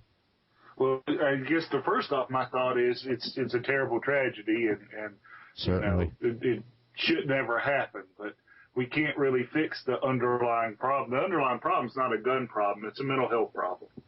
And right. I'm just afraid that people are going to try to solve a problem using emotions and come to the wrong solutions that won't fix the symptoms, right? You know, we're hearing a whole bunch of stuff on, you know, banning guns, and, you know, Cheaper Than Dirt just stopped all their online sales of guns to worry about their policies. And I just think that's going the wrong direction. You know, if you look at what happened, you know, there were several, you know, heroes of the situation. The principal, you know, unarmed lady charged this man, you know, trying to fight him, right? And died doing it, trying to protect her kids. You know, I just can't help but think that if she had, you know, the proper tools, because she had the mindset, she had the heart, she was trying to save her innocent, you know, children. Right. If she'd have had a gun, maybe that she could have stopped him before he killed anybody. Yeah. So yeah, absolutely. I agree with you there, and it is there are a lot of other retailers like Dick's Sporting Goods and Walmart who've taken the AR-15 off their shelves because that's the weapon that was used in the shooting, and also the parent company of the Spirit Foundation, or the manufacturer of the AR-15. Their shareholders have been pushing them to sell the company. Yeah, I think Cerberus got rid of Freedom's Arms, which makes Bushmaster. So yeah, there's all sorts of people just, you know, running away from the issue, but you know, we can't afford to run away from the issue. We have to deal with it. We've got guys who are attacking our most innocent, you know, population, the people who cannot protect themselves. The elementary school kids can't protect themselves. It's up to us, you know. So I don't know why we're banning guns or working at banning guns. We don't do that with, you know, cars for drunk drivers. Right. And, you know, we arm sky marshals and airplane pilots to protect, you know, airplanes. Mm-hmm. You know, it's working in that. We haven't had any hijacked planes since we had the Sky Marshal program. Why can't we do that with kids? You know, there weren't any school shootings in Israel after they armed the Israeli teachers, you know, except for one case where they went on a field trip and they were asked not to bring their guns on a field trip. The one time they didn't, they had a school shooting. You know, I don't know. I just wish that we would look at the facts, the statistics, you know, come to a conclusion based upon reason than making decisions based upon emotion. Well, yeah, and that's exactly what it is. And the factor of the you know, the media plays it up, and all these other things. It's a knee-jerk emotional reaction, but you know, in the light of something as horrific as this, you know, people are even doubly so, and it's hard to counter that. You know, of course, I've had numerous conversations with people and friends of mine and everything, and you know, that seems to be the logical choice to go, because people think, oh, we're enlightened, we really shouldn't be you know, carrying firearms. We don't, you know, the sheeple, I guess, is what I'm talking about, the people who are just not paying attention. And that's an awful strenuous barrier to try to get through, you know, try to get the logic through to people that, you know, this is all the more reason to be able to defend ourselves and not take that, you know, but it's part of the agenda, you know, of the political system right now. You know, my wife's a school teacher. My mom's a school teacher. They're both special ed teachers, and I do after school programs sometimes. You know, teaching about beekeeping or, you know, stuff to the after school program. And I go into here, and I'm a firearm instructor. I'm an instructor trainer. I've been doing this for, you know, 10 years or so. But I come in and I see the sign that says no guns within school premises, and our state law allows us to, you know, you can, if you've got a carry permit, you can, you know, leave it in the car, but you can't have it on your person. So if I know I'm going to go to the school, I want to follow the law. I'm a reasonable person, so I take my gun off, right? And then I go and do my business at the school, and I come out and I do what I need to do. But, you know, if you are deciding, you've planned, you've stolen guns. In this case, he murdered his mom to get a gun. Right. You know, or you go break into somebody's house and steal a gun, like the mall shooter I did, you know, in Oregon. You're breaking the law to go commit a capital offense, you know, a death penalty felony. I'm going to go kill a bunch of innocent kids. I don't think a misdemeanor, you know, offense of having a gun where you're not supposed to is going to stop somebody who says, I'm going to go kill these people, and when I'm done and I've got a streak and I've become infamous, I'm going to commit suicide. Yeah. What does he care about a felony? You know? No, absolutely. And that's, you know, with that much determination, you're going to find a way, whether there's a law or not. Criminals aren't famous for obeying the law. You know, I learned that firsthand in the prison.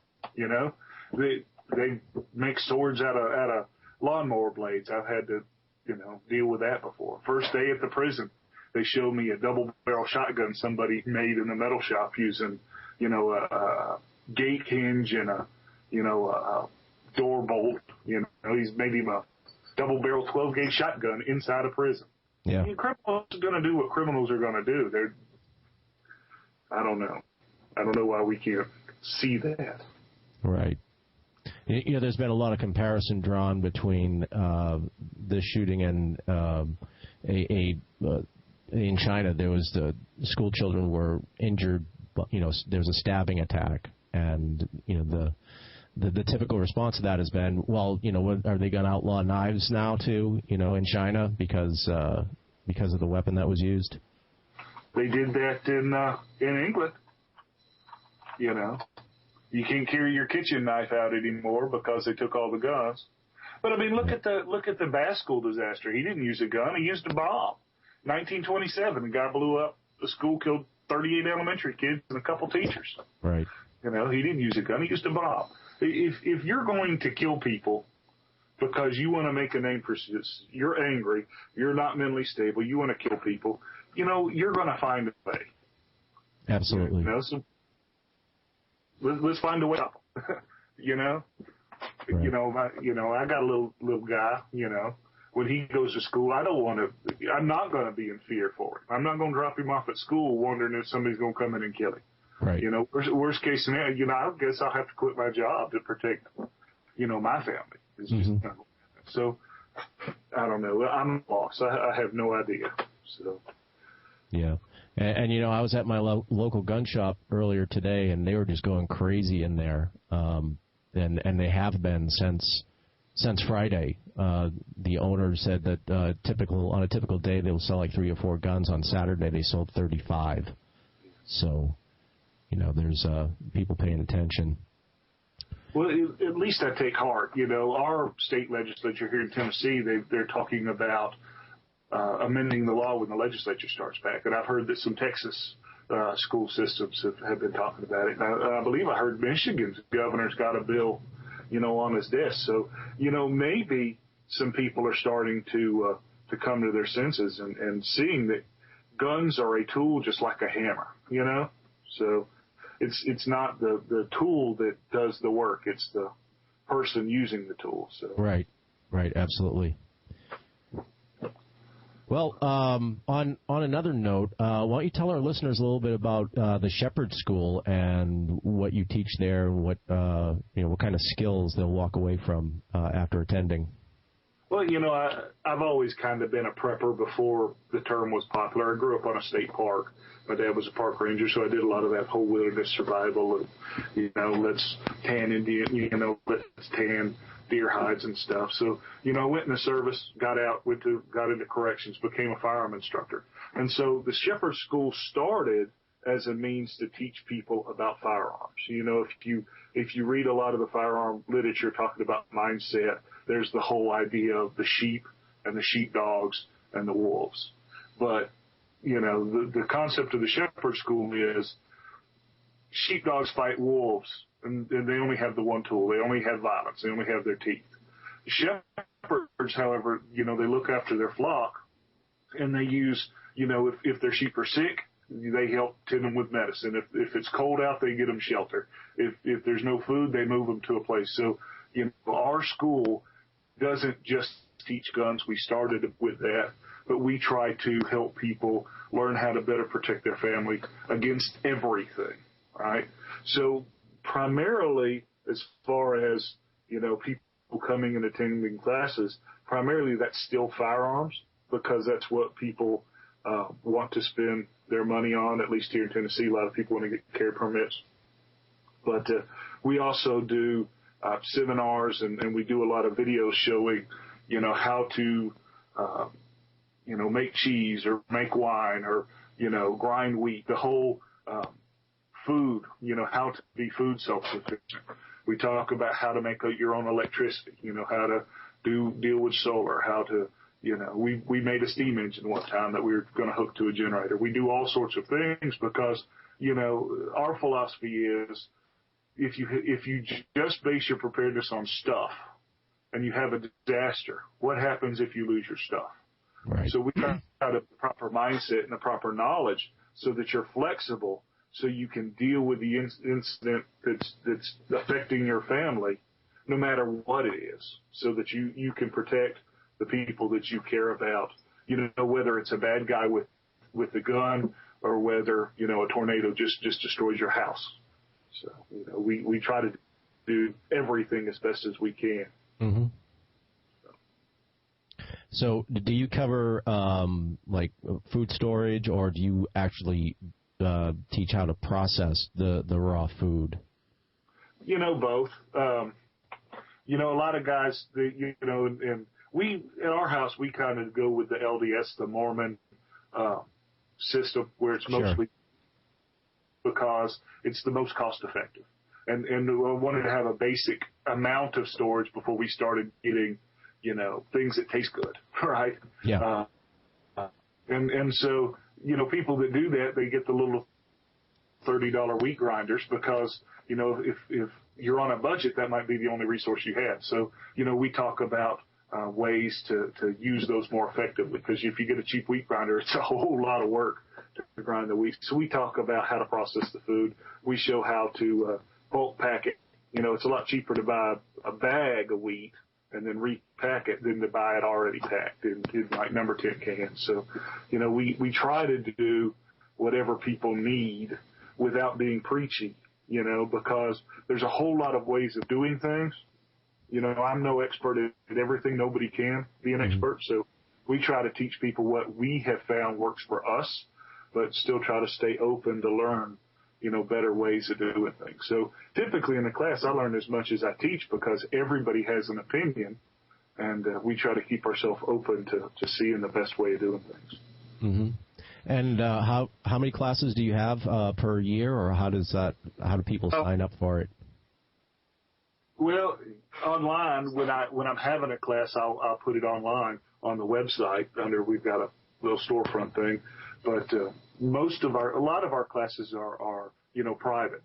Somebody will say, I've got, 5 people. Can you come, talk to our people, and they'll give me a topic they want to talk about. But, as far as carry permit classes, security guard classes, I do a couple of those a year. I don't like doing big classes because I try to vet the students. If I'm going to teach firearms, I don't really want to teach thugs, I don't want to teach anybody that might use it against a good person. So, I don't give as many gun classes as some other folks just because I try to vet, but do about 4 instructor level classes a year, and then, 2 or 3 or 4 seminars to private groups as they ask. So, we don't do a whole lot of stuff, but we try to do a lot of quality stuff. Right. So these are all individual classes. There's not like a week-long, full, all-encompassing self-reliance course, or do you kind of mix and match? We try to mix and match to what the people that want the class, what they specify they want to learn. I thought about a week-long class, but we have to manage resources. And a lot of people, if you've got $100 a month budget, do you want to put that in a class, or do you want to put that into some more food? Right. So, we try to give a good value, but, right. Most of the audience have to manage tight resources. Mm-hmm. Yep. A lot of us do. And you're still, you work full time, if I understand correctly, as a emergency management planner. Yes. So, I have the best of both worlds. I get to work, what if scenarios, how to deal with governmental response. And so I get access to a lot of, FEMA Homeland Security training, which I think makes me a better prepper. But on the other hand, I think being a prepper makes me a better emergency manager because I understand what the people are thinking, right? There's been a big controversy here lately about emergencymanagement.com writing an article that said preppers are selfish. Right. And I was kind of on the front end of saying, wait a second, preppers are not selfish. Preppers, they're the most responsible. Basically it's insurance. Every time that you have a prepper that goes out and takes care of themselves, that's more resources that we can put to the people who cannot afford to or choose not to prepare for themselves. So it's actually helping the governmental response by having more preppers. So, yeah, I read that article and your rebuttal, and this is way before I think it was before you even asked to be on the show, or before we arranged to have you on the show, and I thought that your response was great because it was exactly took the words out of my mouth. Nobody ever looks at the angle of, if somebody's prepared, that's one less person that's going to be reliant on emergency resources, and they'll be more prepared to actually help out. So, it's not selfishness at all. Preppers are the first ones on the scene when disaster strikes, helping out the victims because they're in a position where they're able to do that. Yeah, if you don't save and take care of your own family, you don't have anything to give to charity. Right. People who give the most, the people who can afford, to give to charity. So, it's the same thing with everything. It's more mindset than anything. You've got to learn how to take care of yourself before you can ever take care of anyone else. So. Yeah, absolutely. And that's the thing that gets lost as well. And I try to bring that up on my show as often as possible, that it's not just, like you said earlier, it's not just the stuff that you have, or like with, I have a lot of downloadable survival guides and other interesting ebooks on my website, and I always tell people, don't just download this and keep it on your hard drive, or put it on a shelf and refer to it when a disaster is imminent. You got to learn this stuff. You have to develop the mindset, a preparedness mindset, and just change your whole way of thinking. Yeah, that's kind of where I fit. I made the mistake early on. I'm kind of an academic. I'm kind of a nerd. I read a whole lot of books, and when I was in the service, you can't really be a prepper living in the barracks. You know what I'm saying? You can't have a bunch of guns and stored stuff. If you have a little wall locker, you're told how much stuff you can have. So, I fulfilled that urge, that need by reading books, and read more and more, books on prepping, wilderness survival, do-it-yourself stuff. And, for 10 or 15 years, I figured that was enough. And I thought that I was the expert. I thought I was a genius when it comes to prepping because I've read thousands of books. Well, then one day I actually tried to do something and realized that, reading a book is not the same as getting out in the field and actually doing it. Exactly. And that's kind of where I realized that the ego isn't anything. It's skills that you have. A lot of people especially with guns, so you look at this piece of plastic and metal and wood, and they get their ego into, I've got the brand new, Glock 40, or whatever gun it is, XP, it doesn't matter. But they get wrapped in their hardware, and they think they're cool because they've got the cool gun. When it's really the skill. Have you actually went out to the range and shot this thing?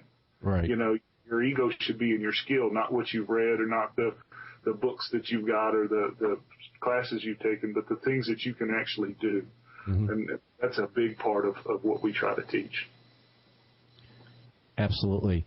And I wanted to touch upon some of your experience as a correctional supervisor, and in the way it regards to, while we're on the subject of mindset, you've obviously seen firsthand, how human beings react in captivity and the situations that arise, the confrontations and just the whole psychological dynamic of it. And in a disaster or long-term survival situation, I mean, you could possibly encounter that kind of behavior among the people in your community if things really do hit the fan.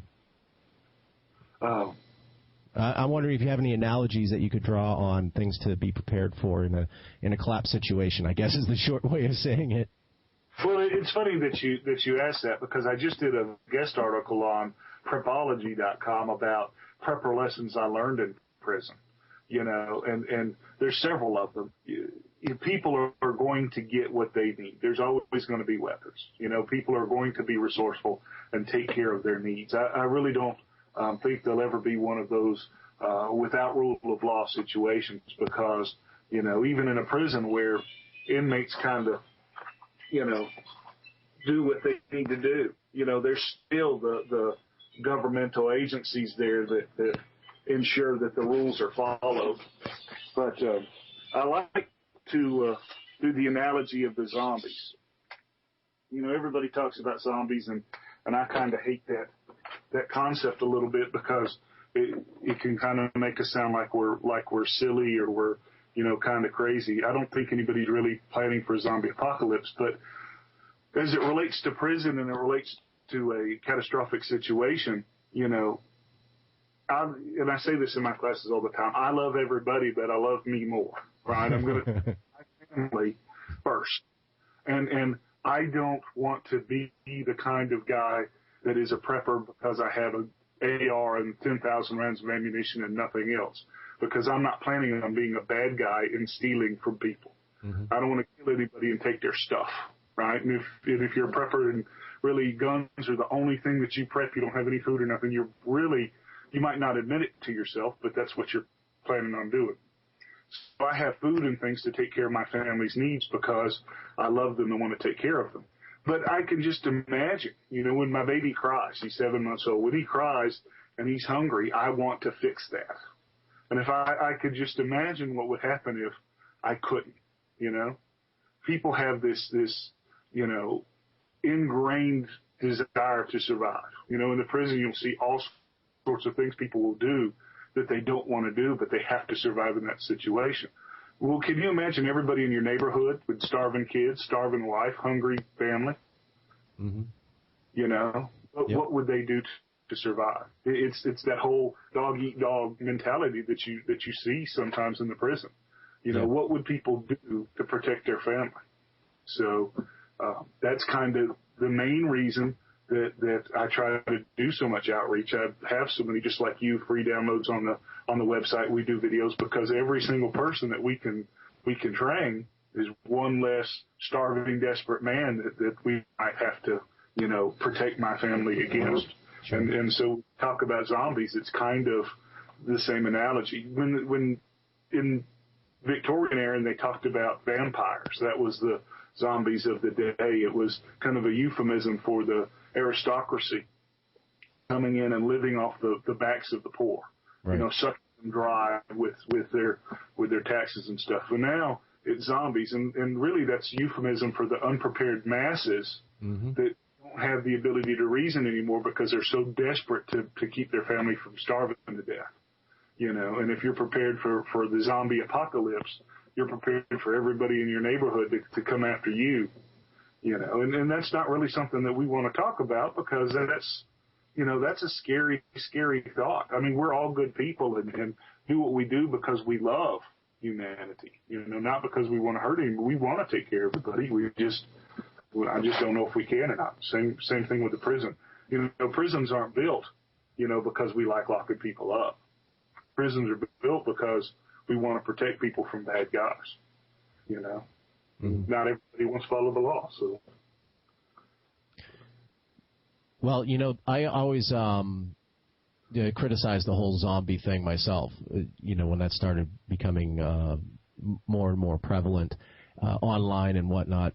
And, that's exactly what it is. It's a euphemism for those who are unprepared. And one line that always rattles around in my brain, I can never remember who said it, but we're only 9 meals away from anarchy, meaning that, if somebody misses 9 meals, their family, after that period, you start getting desperate and you start getting willing to put aside some of the, or willing to do things that you probably wouldn't ordinarily do. Absolutely. You people don't use any sense when they get desperate. I've seen that firsthand, and that's not a place I want to be. So. Yeah. So you're also an author of you have one book that's out and one book forthcoming. The first book that's available is Understanding the Use of Handguns for Self-Defense. And your forthcoming book is sounds interesting, 52 Projects for Self-Reliance.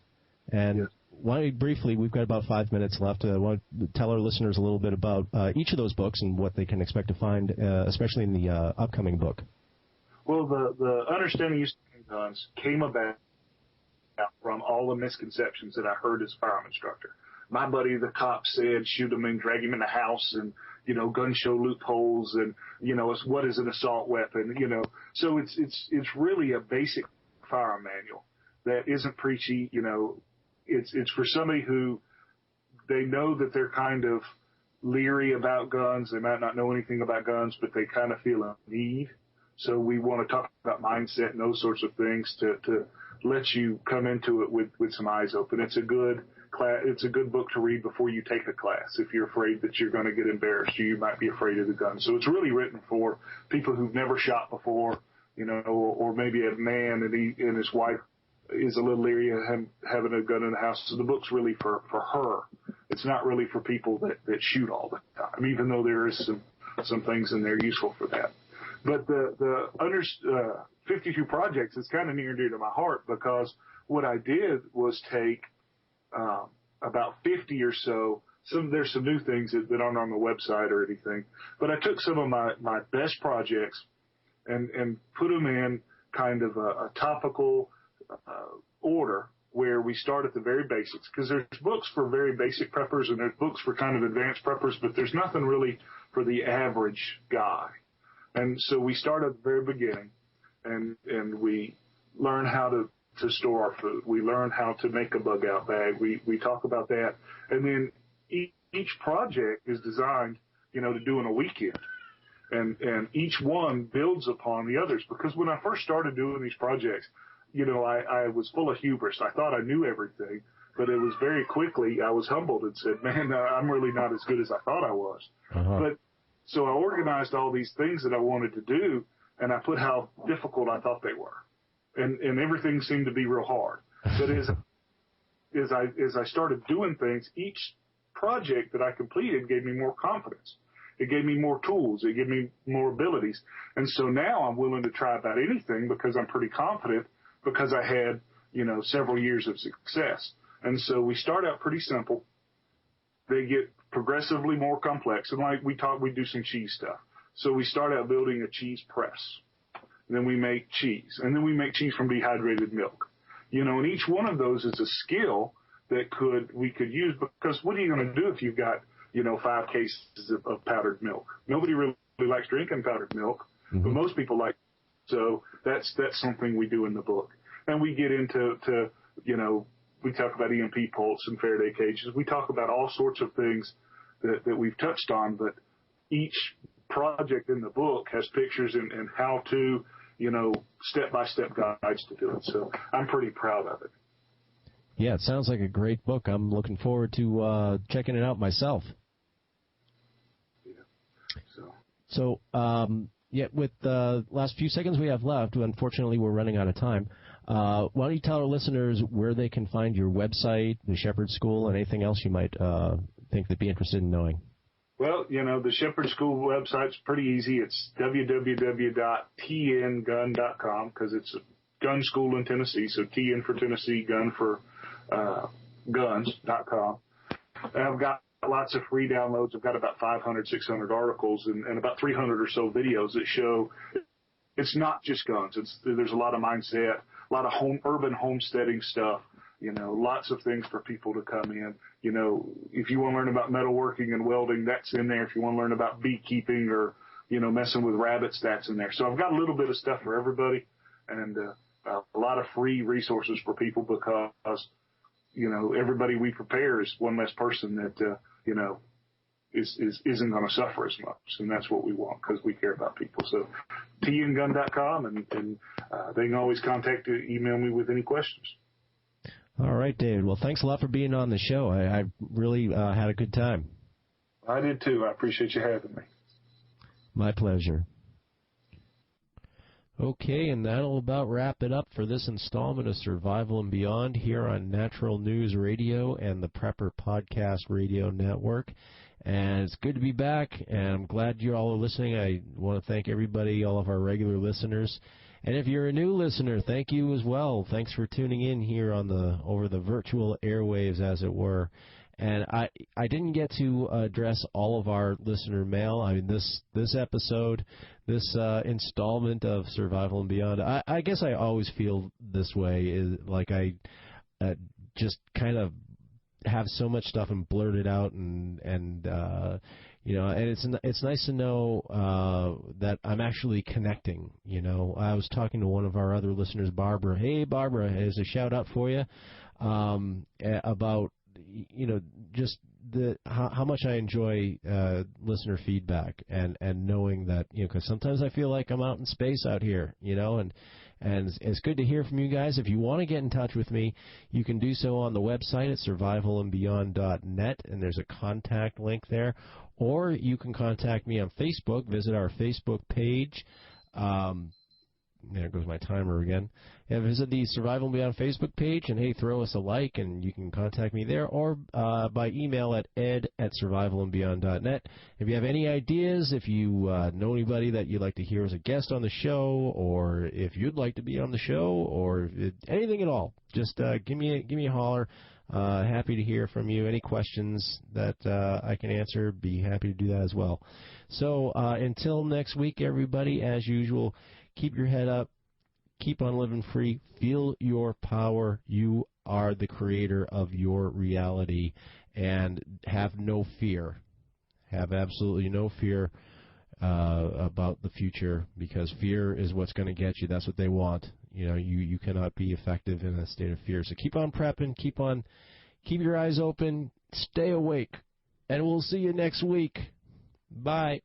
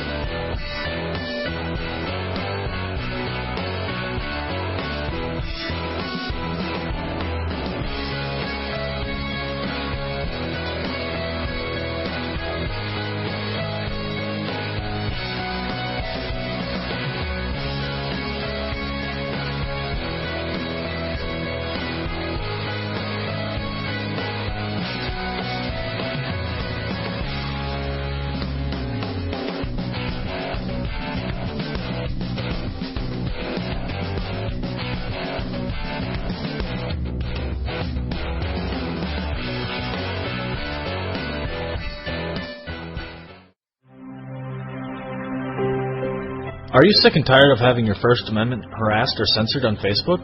Use no more, as we now have a new alternative to Facebook. It's called Awareness Act. Awareness Act is a social network designed for patriots, to be used by patriots, and is ran by patriots. Stand up and help in the fight to protect your constitutional rights. Patriots can create pages, blogs, videos, documents, articles, and so much more. We even have a unique news feed system that allows you to share, read, or connect with any patriot on Awareness Act. We are a dedicated tool for patriots to use against the tyranny our Constitution is facing. So if you're tired of having your rights infringed upon, come check us out at www.awarenessact.com. Again, that is www.awarenessact.com, the social network for patriots, not potatoes. Whether you take me for the fool, I know that I can be. Whether you see me eye to eye. The new Be Prepared for Christmas package from Sun Ovens contains everything you need to harness the power of the sun for cooking, water, and dehydrating. The perfect gift for the preppers or outdoor enthusiast on your shopping list. A sun oven uses the sun's power to bake, boil, or steam food, heat water for purification or personal hygiene, or solar dehydrate. When you use the sun's power on sunny days, you preserve your fuel storage for rainy days. Sun-baked foods retain moisture, have less shrinkage, and do not burn. Sun-baked roasts are tastier and more succulent, and sun-baked bread has unparalleled taste and texture. The new Be Prepared for Christmas package lets you roast an 18-pound turkey. For the past 26 years, Sun Ovens has been proudly made in the U.S., are durable, and have a long life and come with a 100% satisfaction guarantee. Don't be fooled by cheap imitations. For a discount coupon, visit sunoven.com/podcast. That's sunoven.com/podcast. This is KPRN-DB, broadcasting worldwide from Southeast Oklahoma, USA to parts unknown.